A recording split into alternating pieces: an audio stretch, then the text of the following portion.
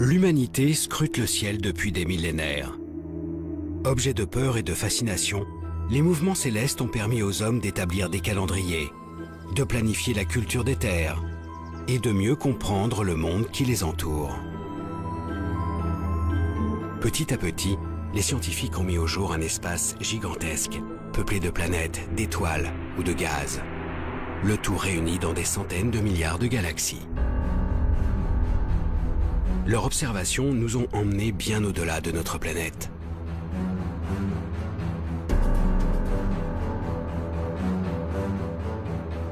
Pour dévoiler les secrets de ce nouveau monde, astrophysiciens et techniciens conçoivent des instruments capables de percevoir la moindre lueur, le moindre signal émis dans le ciel. Ils parviennent aujourd'hui à recréer sur Terre les phénomènes extrêmes qui agitent les confins du cosmos.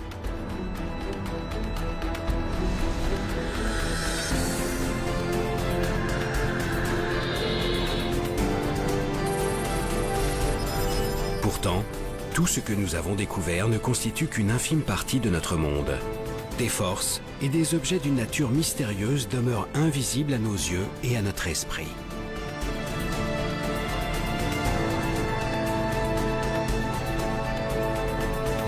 Alors de quoi est réellement constitué notre univers? Quel mouvement l'anime en coulisses? Les scientifiques parviendront-ils à découvrir les lois qui guident son évolution? Partout à travers le globe, des nouveaux explorateurs du ciel partent à la recherche de ce monde encore invisible et tentent de lever le voile sur les secrets les plus intimes de l'univers.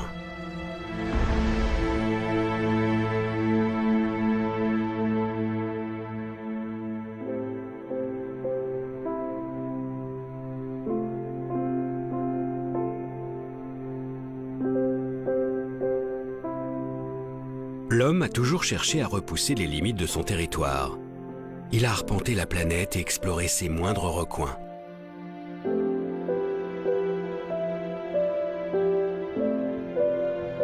Mais au-dessus de notre tête, un monde continue de nous intriguer. Siège de toutes les croyances, ce firmament qui défile sous nos yeux semble hors de portée.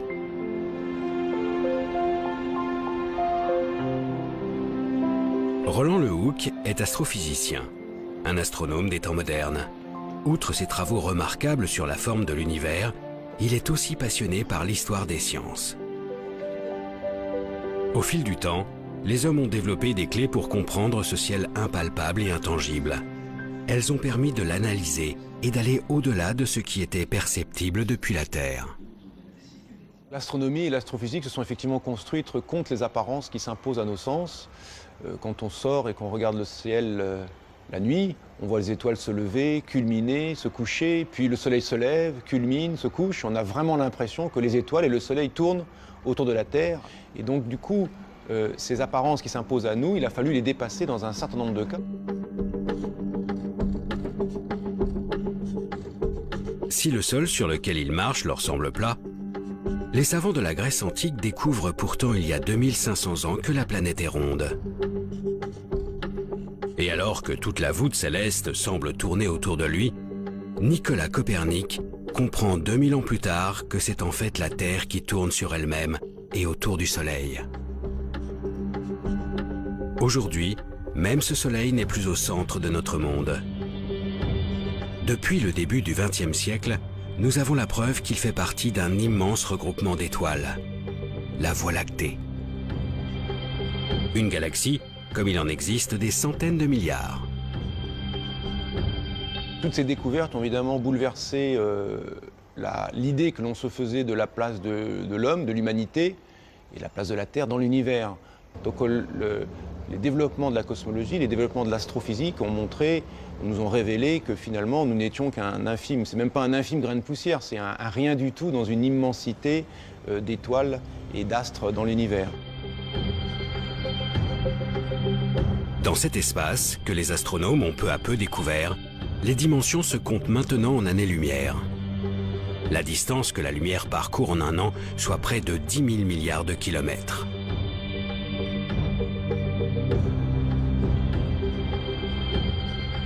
Depuis notre petite planète, nous commençons donc à entrevoir la réalité du monde. Une immensité qui donne le vertige.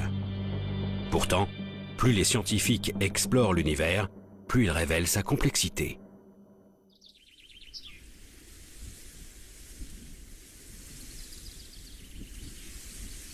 Même les objets les plus visibles, que sont les étoiles, n'ont pas livré tous leurs secrets. L'une d'elles nous est particulièrement familière, le Soleil. Cet astre illumine notre ciel et nous procure la chaleur indispensable à la vie. Au commissariat à l'énergie atomique, l'un des plus prestigieux centres de recherche d'Europe, une équipe de chercheurs étudie notre étoile et ses milliards de consoeurs qui peuplent l'univers.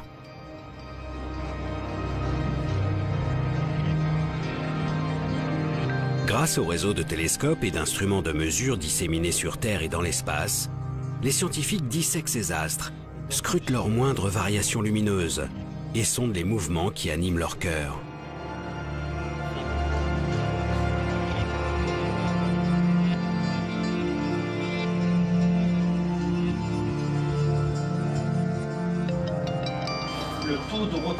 Ils ont ainsi modélisé une grande partie des phénomènes qui agitent ces immenses boules de gaz.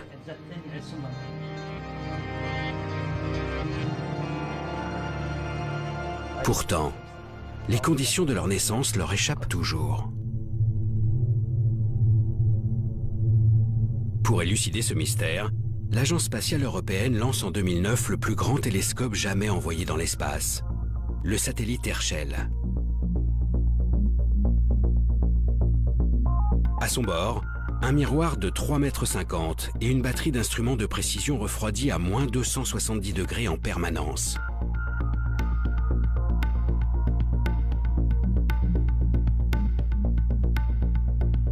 La mission a observé pendant plus de 3 ans les immenses nuages de gaz qui emplissent la galaxie. Ces nuages, dits moléculaires, s'étalent sur des milliards de kilomètres. C'est ici que naissent les étoiles.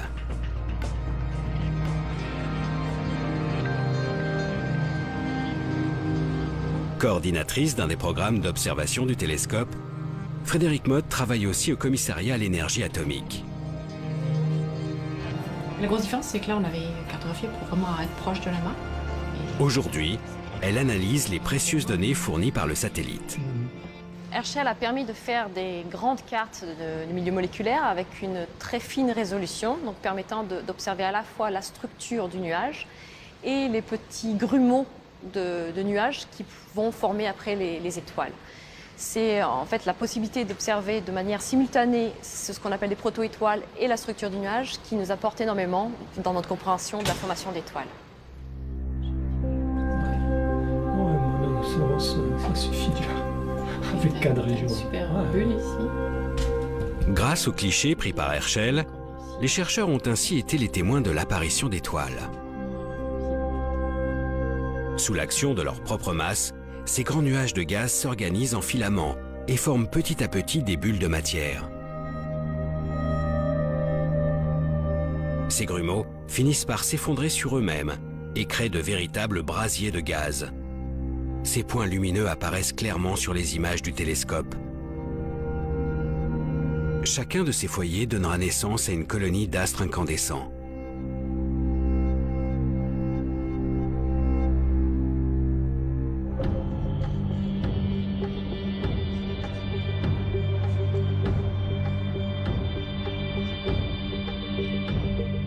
C'est ainsi que se forment les étoiles de petite taille.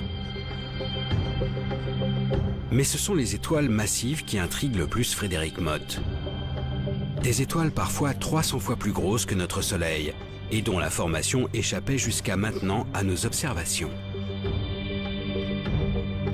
Pour comprendre la création de ces astres beaucoup plus gros que la moyenne, les chercheurs du CEA ont dû étudier en détail l'évolution de ces nuages.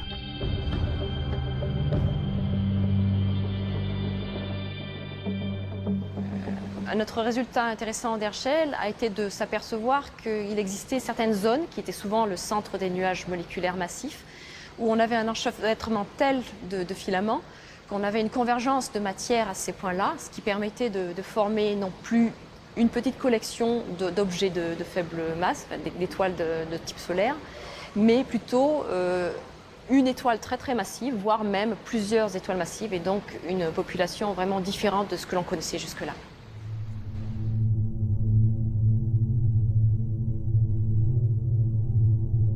La naissance de ces étoiles exceptionnellement grosses repose donc sur un apport progressif de matière dans certaines régions des nuages. Peu à peu, les jeunes étoiles vont absorber cette matière et grandir bien plus que la moyenne. Ce phénomène, extrêmement rare dans notre galaxie, a enfin été mis au jour grâce à la mission Herschel. Mais les recherches ne sont pas terminées pour autant. Le travail de chercheur n'est jamais fini, donc on apprend toujours avec de nouvelles observations, de nouveaux concepts, de nouveaux modèles. Il est clair qu'Herschel nous aura beaucoup aidé dans la compréhension de la formation d'étoiles massives. Et ce que l'on cherche maintenant à faire, c'est étudier de façon encore plus détaillée les objets que l'on a découverts avec Herschel.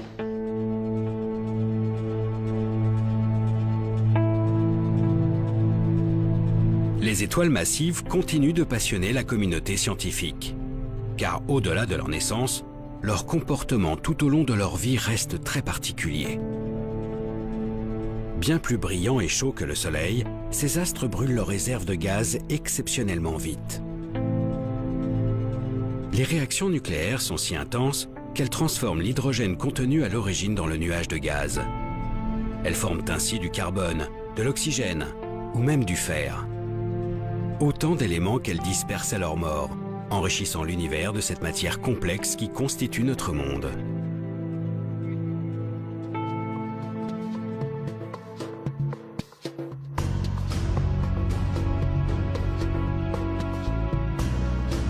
Gaz, métaux et molécules en tout genre, les astrophysiciens commencent à entrevoir d'où viennent les éléments qui nous entourent.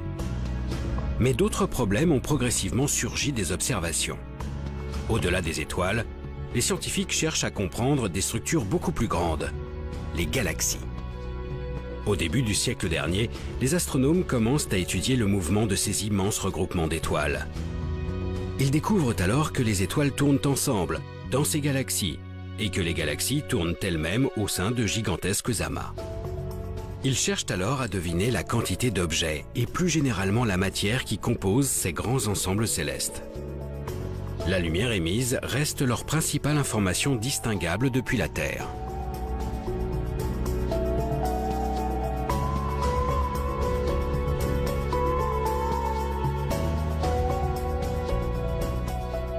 Quand il y a beaucoup de lumière, il y a des étoiles. Quand il n'y a pas beaucoup de lumière, il y a moins d'étoiles. Vous voyez, je dis ça, disons, très grossièrement, mais l'idée est là.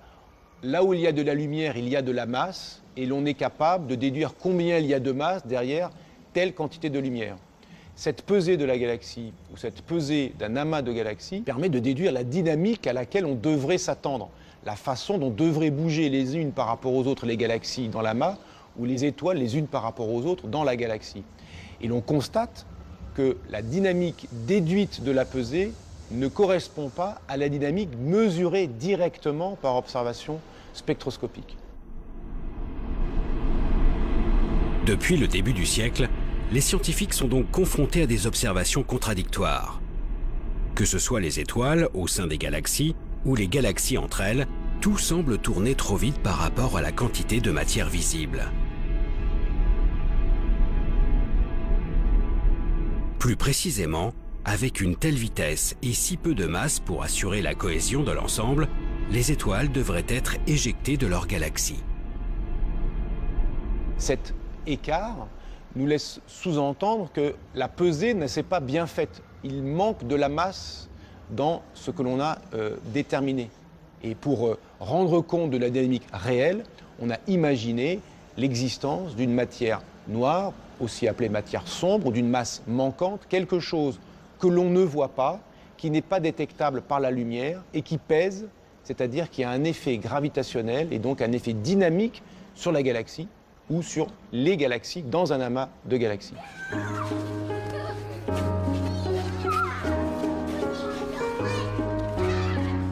Malgré un siècle de vérification, les étoiles continuent de tourner trop vite. Tout se passe comme si une partie de la masse de l'univers était cachée. Une masse contenue dans une matière invisible et qui baignerait notre monde. Une matière différente de celle que nous connaissons.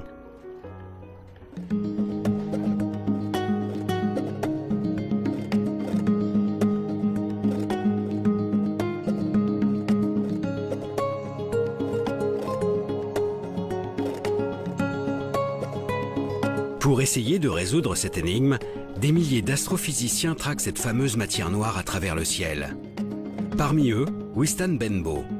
Il dirige le projet Veritas pour le Smithsonian Astrophysical Observatory, un regroupement de 4 télescopes de 12 mètres de diamètre situés en plein désert d'Arizona.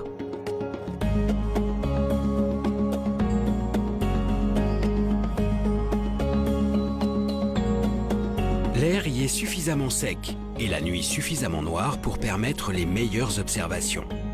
Ici, l'astrophysicien s'est donc lancé à la recherche de l'inconnu.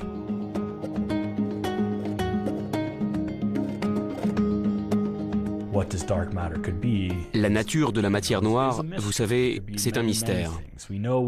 Ça peut être beaucoup de choses. Nous savons simplement que ce n'est pas de la matière visible. Et nous savons aussi où elle devrait se trouver, grâce à la manière dont elle interagit avec les choses. Cette matière invisible retient les étoiles et les galaxies entre elles grâce à sa force de gravité. Cette force dépend de sa masse. En étudiant ces phénomènes d'attraction, les scientifiques ont estimé que cette matière inconnue devrait représenter plus de 80% de toute la masse de l'univers. En plus d'être omniprésente, la matière noire devrait donc être composée d'éléments extrêmement lourds. Or, selon les connaissances actuelles, des objets aussi massifs devraient en théorie émettre un signal lumineux spécifique, des rayons gamma. Ce sont ces rayons gamma que Wystan Benbow et ses collègues traquent sans relâche.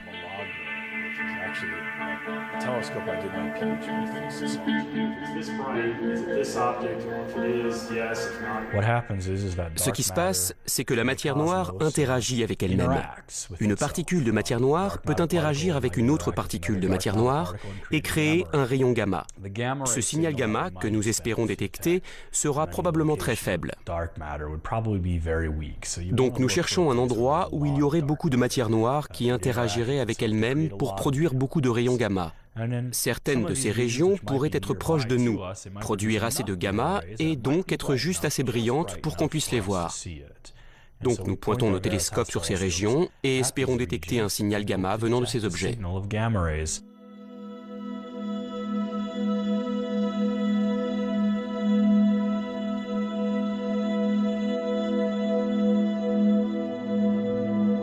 Wystan Benbow suit donc avec une attention toute particulière le centre de notre Voie lactée ainsi que nos galaxies satellites.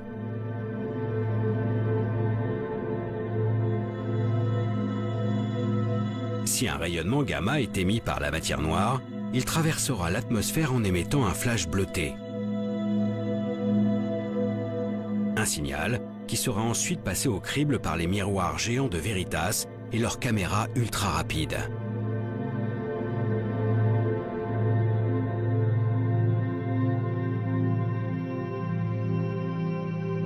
Pour le moment, aucun télescope n'a enregistré de telles manifestations. Les yeux braqués sur le ciel, les scientifiques continuent chaque jour de traquer cette matière noire si discrète. Pour aller plus loin, il sera nécessaire de construire de plus grandes infrastructures. Il y a bien sûr des projets qui vont dans ce sens, mais nous aurons besoin de beaucoup plus de télescopes.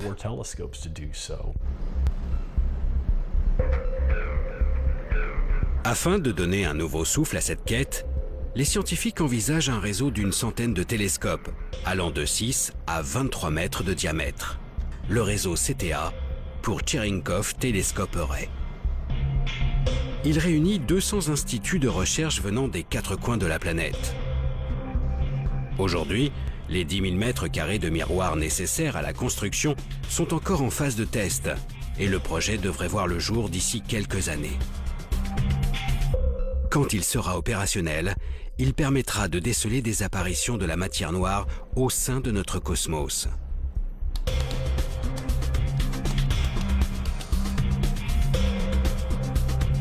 Pour l'instant, cette absence totale de détection a de quoi perturber la communauté scientifique.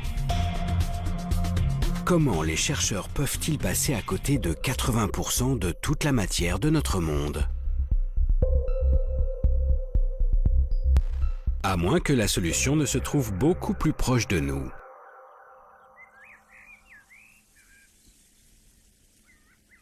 Si cette matière exotique emplit tout l'univers, et en particulier notre galaxie. Nous devrions forcément pouvoir en trouver sur Terre. C'est le pari qu'a fait une équipe de chercheurs réunis au laboratoire souterrain de Modane. À 2 pas de la frontière italienne, enfouie sous le mont Fréjus, ces scientifiques ont mis au point une expérience audacieuse, baptisée Edelweiss.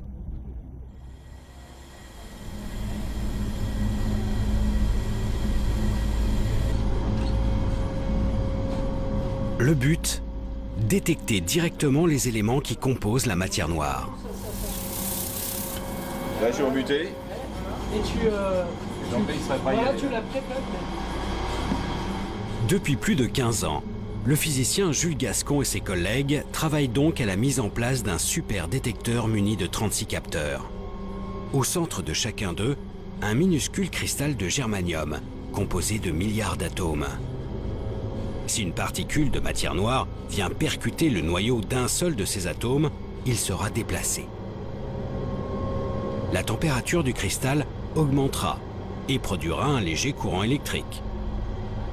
Ces indices permettront de caractériser la particule à l'origine de ce choc.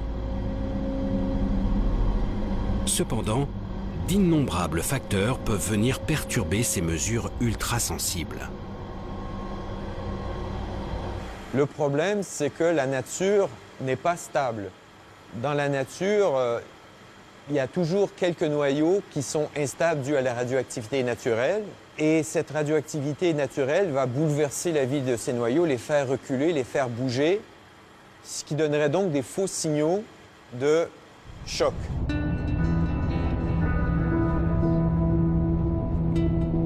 Cette radioactivité que l'on observe en permanence sur Terre vient en grande partie de l'espace. Un rayonnement qui traverse l'atmosphère et perturbe toute la matière sur son passage.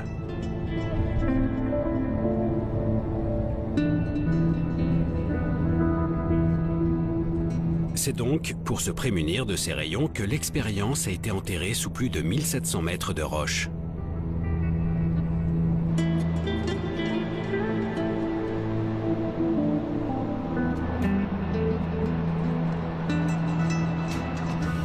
Mais pour avoir le calme absolu au sein des détecteurs, les physiciens ont dû aller encore plus loin.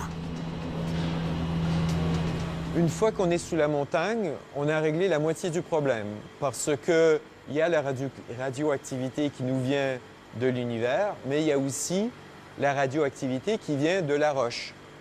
Bien que cet endroit soit tout à fait ordinaire, c'est un taux de radioactivité naturelle qui est au-delà de ce qui est acceptable pour détecter les très rares signaux qu'on recherche. Et donc, on a un système de poupées russes, de différents assemblages d'écrans qui nous protègent de la radioactivité ambiante, de la radioactivité de la roche qui nous entoure, du béton qui nous entoure, des personnes qui nous entourent. Sous la montagne, les 36 détecteurs sont donc mis à l'abri derrière des écrans de polyéthylène et placés sous une épaisse cloche de plomb. Ici, seules des particules de matière noire peuvent les atteindre. Mais un dernier détail reste à régler, la température.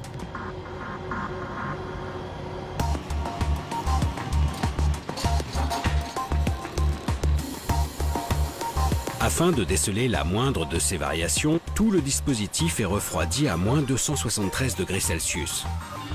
Les cristaux de germanium sont ainsi au calme plat.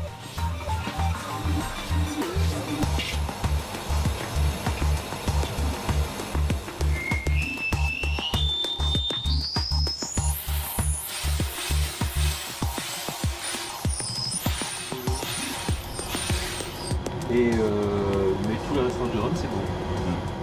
Depuis quelques mois, tout est en place. La prise de données a commencé. Chaque jour, Jules Gascon surveille de près le comportement de ses capteurs. Par contre, il n'y aura plus notre mascotte. Il faut que la réponse du détecteur soit parfaite, c'est-à-dire que pendant plusieurs années, en regardant 1 kilo de matière, donc l'équivalent d'un milliard de millions d'atomes, il n'y en a pas un seul qui doit bouger sans raison valable. Tu vois, il t'explique mon transfert pur. Il ne reste plus qu'à attendre qu'une particule de matière noire passe dans les filets d'Edelweiss. Selon les calculs des chercheurs, un tel événement ne pourrait se produire qu'une fois par an, dans le meilleur des cas. C'est une recherche de l'inconnu. C'est ce qui fait son charme de cette particule. C'est très intéressant de s'attaquer à ce qu'on ne connaît pas, mais le désavantage, c'est qu'on ne peut pas garantir que ça va marcher le lendemain, ou dans une semaine, ou dans un an. Dans l'espace ou sur notre planète, la matière noire n'a pas encore révélé son vrai visage. Les scientifiques ignorent toujours de quoi sont faits plus des 3/4 de la matière de l'univers. Un problème de taille dans notre compréhension du monde. Ce n'est pas une perturbation, ce n'est pas un petit supplément, c'est vraiment une quantité appréciable de matière de nature encore inconnue qu'il faut ajouter pour rendre compte de certains aspects dynamiques de notre univers. Et donc, évidemment, la découverte de cette matière sombre serait une découverte majeure dans la physique, notre matière ordinaire n'étant finalement que l'écume de l'ensemble de la matière de l'univers, ne représentant qu'une petite partie de l'ensemble de la matière de l'univers. Sans cette matière inconnue, l'univers ne tourne pas rond. Le mouvement des étoiles et des galaxies reste inexpliqué. Pourtant, la matière n'est pas l'unique clé de voûte de notre univers. En dehors de son contenu, des forces colossales animent le cosmos, à commencer par la gravitation, cette force qui nous attire vers la Terre. De manière plus générale, la gravité a structuré notre système solaire, notre galaxie et ses centaines de milliards de consoeurs. Les scientifiques estimaient donc qu'il s'agissait de la force dominante de l'univers. Mais une découverte changea la donne. Dans les années 30, les astronomes remarquent pour la première fois que toutes les galaxies distinguables semblent s'éloigner de nous.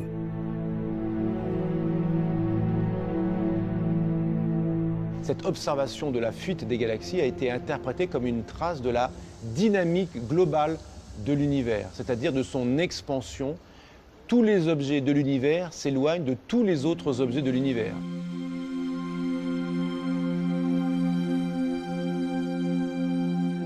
L'espace grossit donc au fil du temps, et toutes les distances augmentent.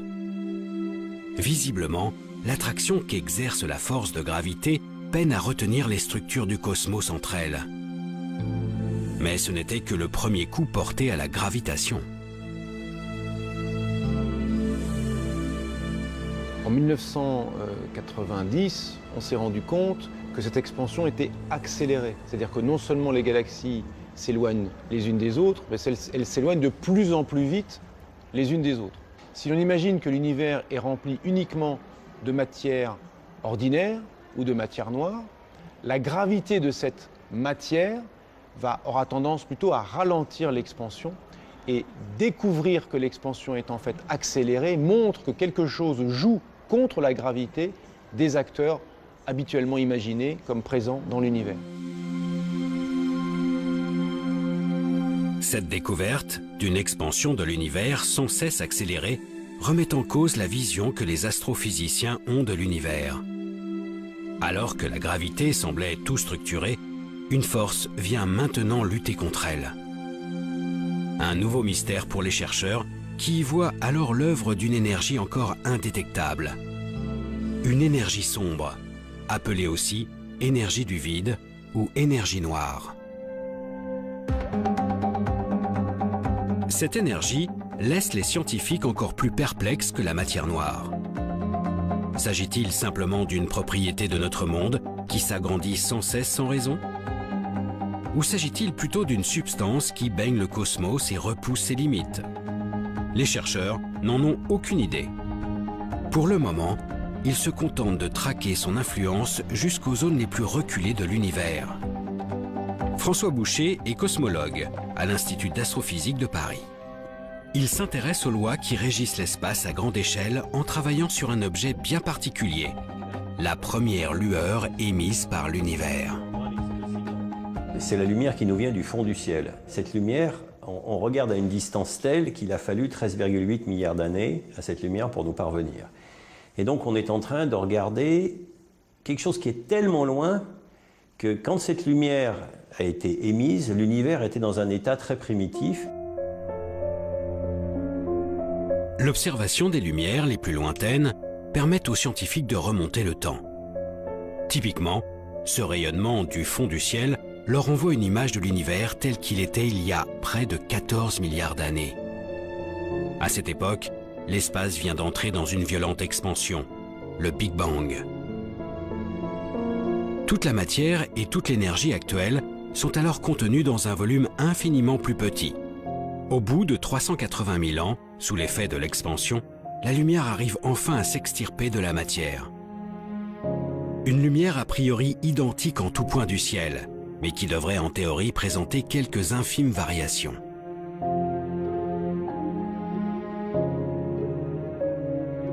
Donc, ces variations d'intensité, on les a cherchées, et puis pendant longtemps, on ne les a pas trouvées. Alors c'était compliqué, et puis finalement, on est arrivé au niveau où la technologie a été suffisamment mûre pour qu'on soit capable de les mesurer.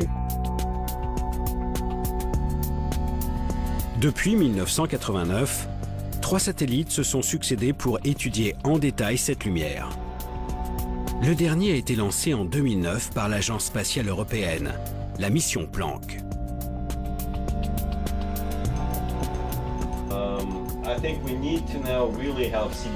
François Boucher est justement l'un des initiateurs de ce projet. Depuis des années, le cosmologue décortique les données fournies par le satellite. Ces images ont révélé avec une précision inégalée les différences de température dans cette lumière du fond du ciel. Seulement quelques millièmes de degrés pour les plus grands écarts. Des petites variations qui reflètent le contenu de l'univers à ses premiers instants. C'est comme l'empreinte des conditions à cette époque. L'empreinte au sens littéral, c'est-à-dire quand vous avez l'empreinte d'un animal disparu dans la boue, ça vous permet de reconstituer beaucoup de choses comme son poids et peut-être même d'envisager la manière dont il se déplaçait.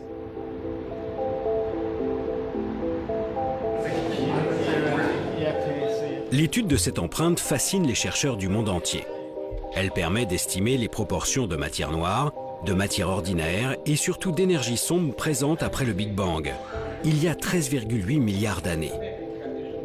En les comparant aux observations actuelles, les chercheurs retracent l'évolution de l'influence de l'énergie sombre au fil du temps.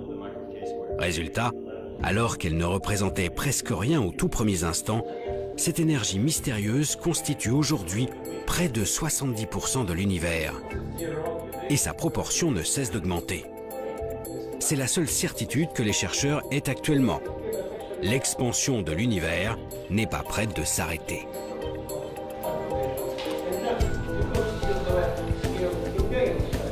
Si vous imaginez une enquête, on a juste vu une ombre. Bon, voilà, l'enquête elle en est au tout début. Et voilà, on a quelque chose qu'on a appelé l'énergie sombre, dont on a la quantité et le comportement global, mais le reste c'est de l'histoire à écrire.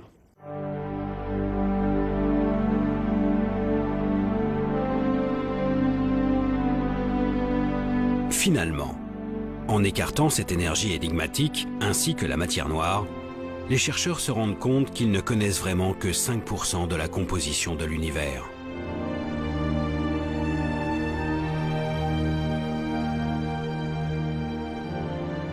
L'étude du jeune univers nous apporte donc de précieuses informations sur la nature de notre monde.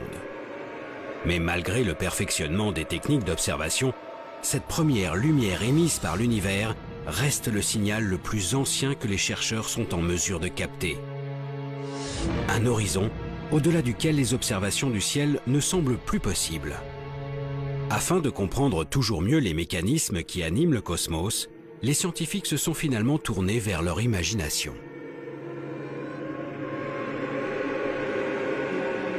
Le fait que l'univers soit en expansion permet de tirer une conséquence immédiate. En remontant le film de l'expansion, on s'est dit que dans le passé, lointain éventuellement, l'univers était plus dense et plus chaud qu'il n'est actuellement. Selon leurs calculs, les astrophysiciens estiment qu'à ses débuts, l'univers devait atteindre des températures 100 000 fois plus élevées que celles qui règnent au centre du Soleil. Des milliards de degrés. Pour comprendre les premiers instants de l'univers, il suffirait alors d'étudier le comportement de la matière à ces températures directement sur Terre.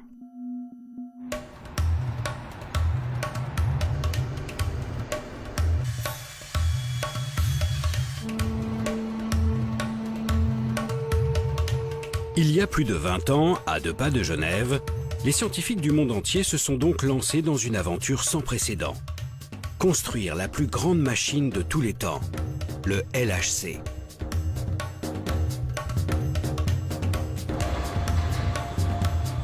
Un anneau de 27 km, enterré à 100 mètres de profondeur sous la frontière franco-suisse. Le tout est jalonné de cavités mesurant des dizaines de mètres et qui accueillent les détecteurs les plus gros de la planète.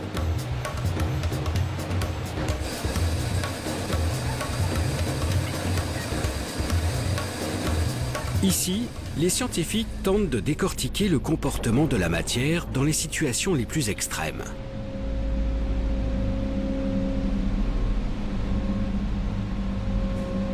Depuis 2004, la chercheuse Gaëlle Boudoul travaille au sein de cette collaboration, réunissant des milliers de chercheurs et des dizaines de nationalités. Dans ce grand tunnel de 27 km, vous avez des particules dans un sens et des particules dans l'autre sens. Un peu comme une autoroute, où vous avez des voitures de chaque côté. Et à certains endroits, on les fait se percuter.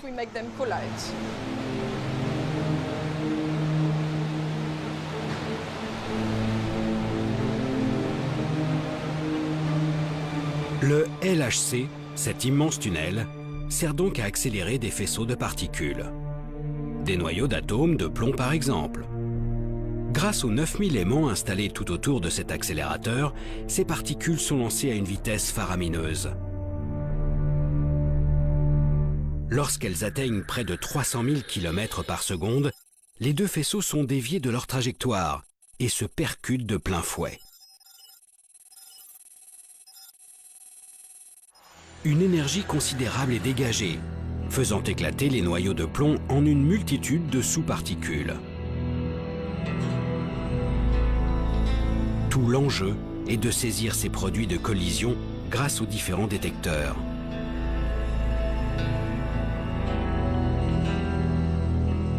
Gaëlle Boudoul s'occupe plus précisément de l'un d'eux, le CMS. Un géant de 12 500 tonnes mesurant 21 mètres de long, 15 mètres de haut et autant de large. Avec ses collègues, elle a conçu une partie des systèmes de détection qui englobent ces chocs de particules.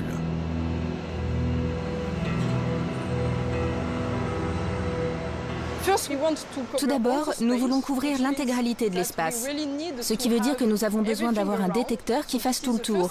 C'est la première explication de pourquoi c'est si grand. En plus de cela, pour distinguer les particules émises, nous avons besoin d'un aimant géant qui va les dévier pour que nous puissions les différencier les unes des autres. En séparant les particules issues de l'impact, le détecteur permet aux scientifiques de les analyser sous toutes les coutures et de comprendre leur comportement dans une telle situation. En effet, la collision a généré une température semblable à celle qui régnait aux tout premiers instants de l'univers. Dans ces conditions, la matière se révèle être dans un état étrange, entre le gaz et le liquide. Un plasma, où les constituants élémentaires des atomes restent désorganisés, trop agités pour former la matière telle que nous la connaissons aujourd'hui. Grâce à ces expériences, les scientifiques ont désormais une idée de ce à quoi devait ressembler l'univers quelques microsecondes après le Big Bang.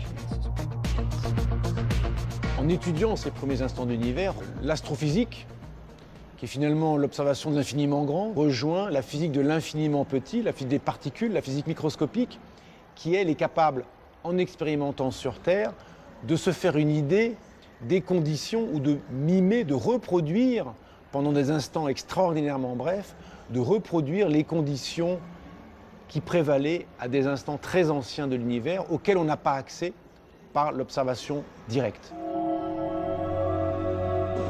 Le LHC, cette gigantesque infrastructure, a permis de remonter le temps au-delà de ce qui était imaginable il y a seulement quelques décennies. Mais pour se rapprocher de ces microsecondes qui nous séparent du commencement, le chemin s'avère être encore plus ardu.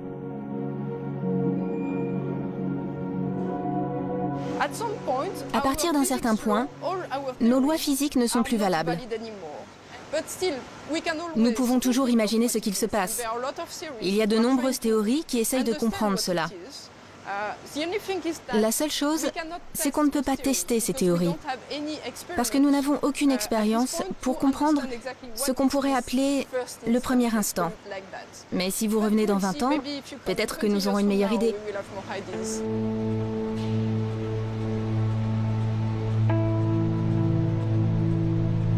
Pour gagner les quelques fractions de seconde qui nous séparent de la naissance de l'univers, il faudrait certainement mettre en jeu des énergies encore plus considérables. Notre limitation n'est donc peut-être qu'une simple question de technologie. Sous terre ou dans l'espace, les instruments d'observation ont permis d'accumuler une quantité incroyable d'informations sur le contenu de notre univers. À la lumière de toutes ces découvertes, les scientifiques tentent d'établir des modèles cosmologiques, des grandes lois pour décrire comment ces milliards d'objets interagissent entre eux. Pour démêler cette quantité vertigineuse de savoir, les chercheurs ont désormais recours à la simulation numérique. Ils reproduisent les phénomènes par voie informatique. Si vous voulez étudier le mouvement de plusieurs milliards d'étoiles dans une galaxie, impossible de faire ça évidemment à la main.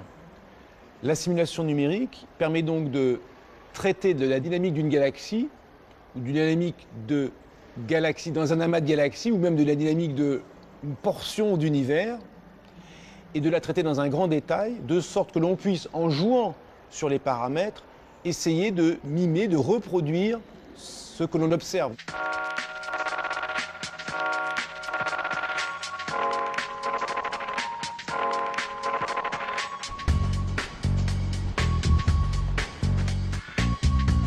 À l'Observatoire de Paris, l'une des plus grandes institutions mondiales d'astronomie, un cosmologue a poussé ce nouvel outil exceptionnellement loin. Jean-Michel Halimi a réalisé une simulation de la totalité de l'univers connu, le projet Deus. Son but, comprendre la formation de notre monde depuis la première lueur, il y a 13,8 milliards d'années jusqu'à nos jours.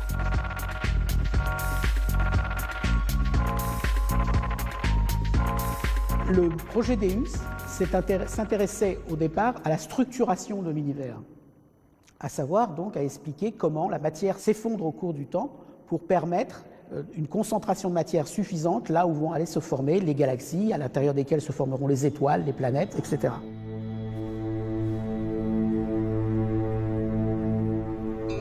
Afin de réaliser cette simulation inédite, Jean-Michel Halimi a dû prendre en compte l'ensemble des observations menées jusqu'à ce jour. Les objets visibles recensés, mais aussi bien sûr les effets de la matière noire et de l'énergie sombre. Et cela à toutes les époques de l'univers.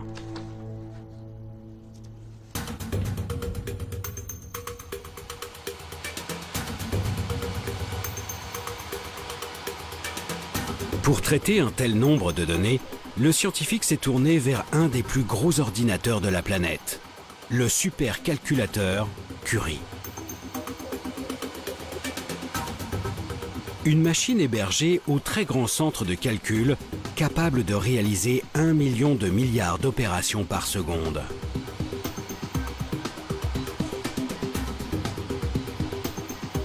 Le projet a nécessité 30 millions d'heures de calcul, répartis sur les 80 000 processeurs de cet ordinateur hors norme. Utiliser une machine comme l'ordinateur Curie dans sa totalité, c'est quelque chose qui n'avait jamais été fait, spécialement en poussant tous les aspects de la machine à leurs limites. Les moyens de calcul, les moyens de communication entre les différents éléments de l'ordinateur, la gestion d'une quantité phénoménale de données. À ce niveau, les choses n'avaient jamais été tentées. Les résultats obtenus fournissent une vue de l'univers à grande échelle inexistante jusqu'à ce jour. La matière s'agence au fil du temps pour former de longs filaments qui créent petit à petit des galaxies et des amas de galaxies. Entre ces filaments, de grands vides apparaissent. L'univers, très homogène à ses débuts, se structure peu à peu. Grâce aux possibilités que lui offre la simulation numérique, Jean-Michel Halimi peut tester différents scénarios de formation de notre monde. Qu'est-ce que signifie un univers structuré? C'est un univers où la matière s'est effondrée et suffisamment condensée pour créer des lieux de formation des galaxies. Premier indice caractérisant cette structuration, c'est par exemple le nombre d'objets formés dans le scénario en question.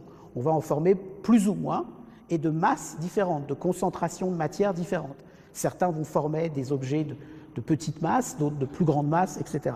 Une autre façon de caractériser cette structuration, c'est de voir comment ces objets sont répartis dans l'espace.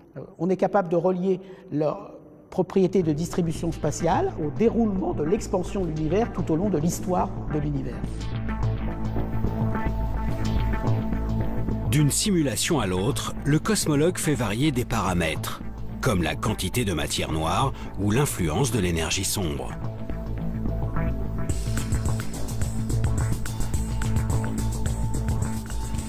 Des changements qui altèrent très légèrement l'organisation à grande échelle de l'univers. L'idée est alors de repérer les infimes variations entre les simulations. Des galaxies qui fusionnent plus ou moins vite, des vides de matière plus ou moins grands, ou encore des amas exceptionnellement gros. Les scientifiques pointent ainsi les nuances entre les modèles d'univers imaginés. Ils chercheront à retrouver ces détails dans leurs prochaines observations, cette fois-ci bien réelles, pour définir quel modèle théorique semble plus proche de la réalité. Un aller-retour entre le virtuel et le réel qui permettra aux chercheurs de vérifier si leurs lois sont bien celles qui animent l'univers en coulisses.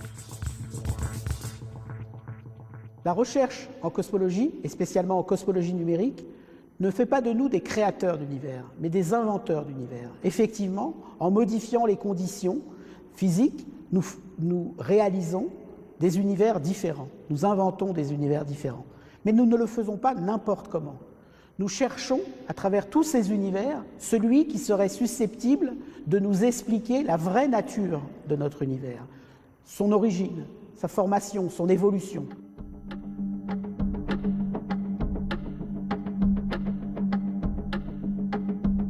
Comprendre la vraie nature de l'univers. Depuis plus d'un siècle, les astrophysiciens et les cosmologues de toute la planète ont découvert ce monde gigantesque. En l'observant, en tentant de l'expliquer, ils se sont donné les outils pour apprivoiser ces échelles de temps et d'espace incommensurables. Ce que l'on peut finalement trouver assez extraordinaire dans la cosmologie, dans l'astrophysique, dans ces disciplines qui étudient l'univers dans son ensemble, c'est que finalement on est capable de mettre l'ensemble de l'univers dans une boîte, notre cerveau, de le décrire, de le comprendre dans une certaine mesure, et ça ne lasse pas de surprendre.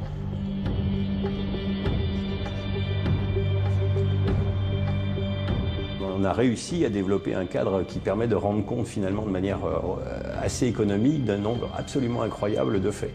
Maintenant, ça ne veut pas dire que cette histoire est figée, bien sûr que non. Il y a plein de zones d'ombre, il y a plein de choses qu'on ne comprend pas, et donc ça veut dire qu'on a encore plein de travail.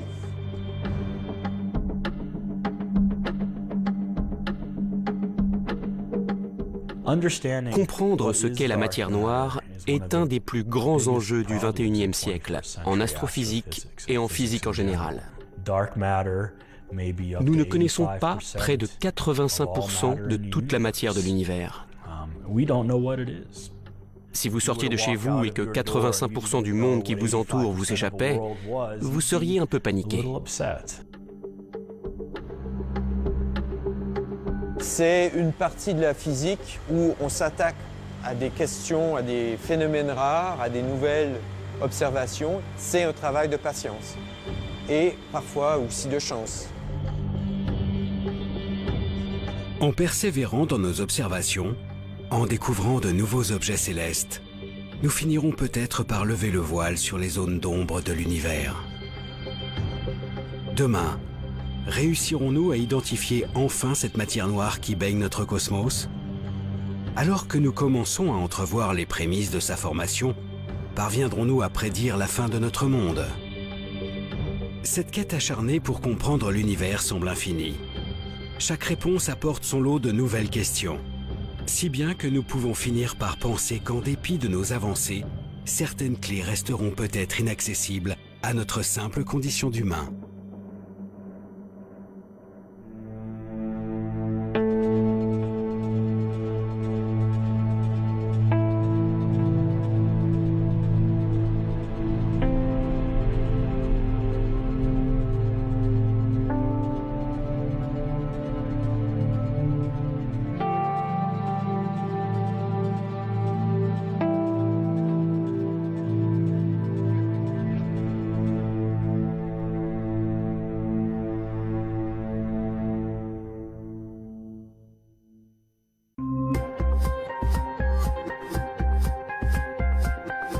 Contrairement